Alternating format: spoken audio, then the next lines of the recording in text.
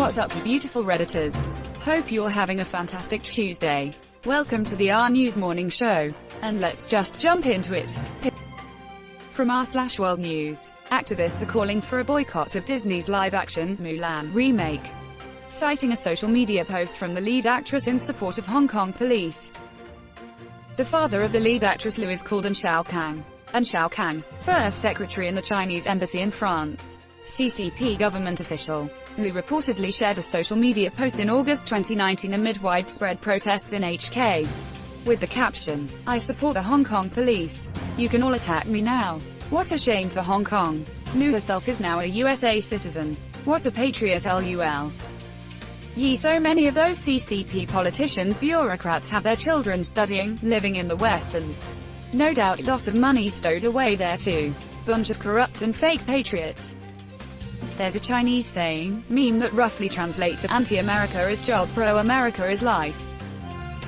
Pretty sure this is the same thing Imperial Japan did when they started opening up LUL, Japanese spirit, Western technology, or something along those lines.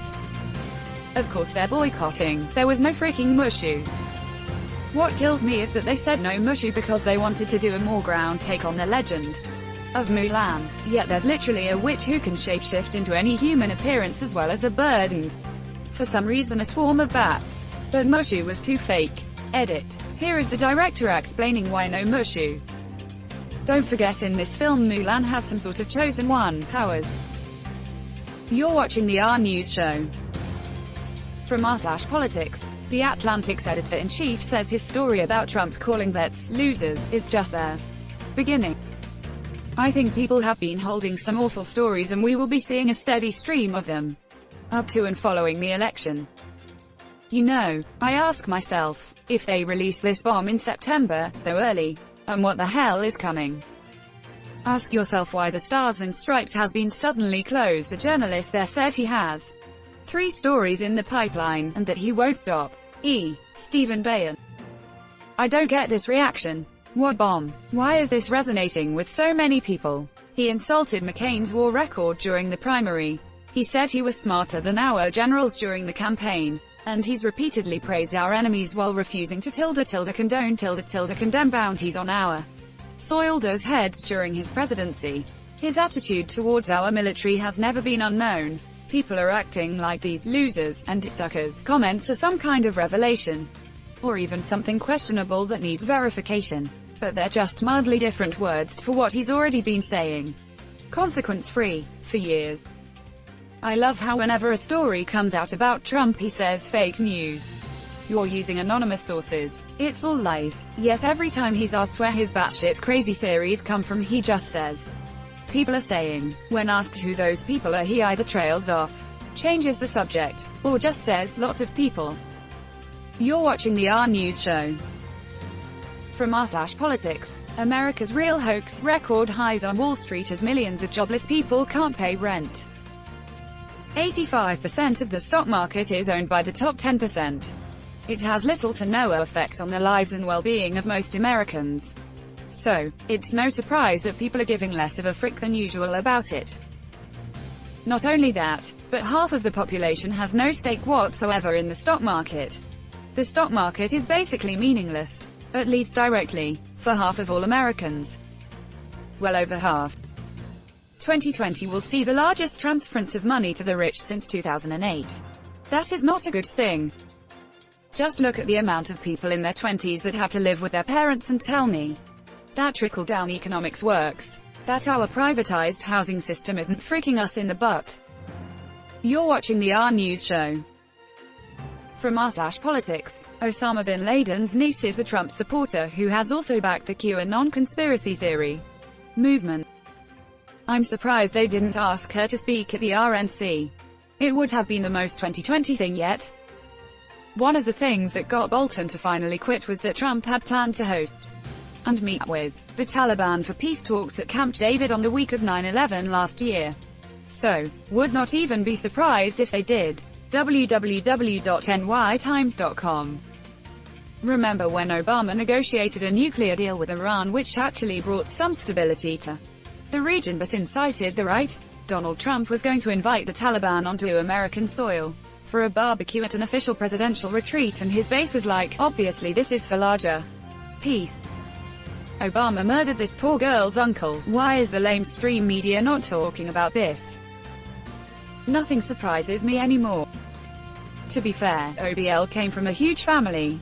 He must have lots of nieces and nephews. It makes sense, considering that Trump pretty much embodies the depiction of America in Islamist propaganda. 190,000 plus dead. He makes my uncle look like an amateur. Quote. I guess you could say that if your goal is to destroy America, there is no better way than to support Agent Orange. You're watching the RNEWS show. From r/politics, Fascism scholar says US is losing its democratic status. As someone who studied history, I always found it curious how the general public of Italy and Germany became swept away with the fascists coming to power. How could they have supported such horror and not just totally rejected it? I am not saying Trump is in the same league, but you start to understand how they followed the same line. It was all about the national focus and defending what Trump calls American values. It is the same line Hilter talked about with the core Germanic values. When he talks about having 2 votes, or staying in power for 3 terms, we laugh and joke, and think it is crazy, but bit by bit more people start to take them serious. More and more powers are taking away, closing down social programs. His is burning of the books. It is scary to see this playing out in 2020 like a parallel to what it must have been like in 1930s. Trump literally checks all 14 boxes. www.radical.org. You're watching the RNEWS show. From r/World News. Unidentified masked men snatched a leading Belarusian opposition figure, Maria Kolesnikova, from the street in the center of the capital, Minsk, on Monday and drove her away in a minivan, witnesses told local media. Kolesnikova's press aide, Rodnenkov, confirmed her abduction but vanished himself around 40 minutes later.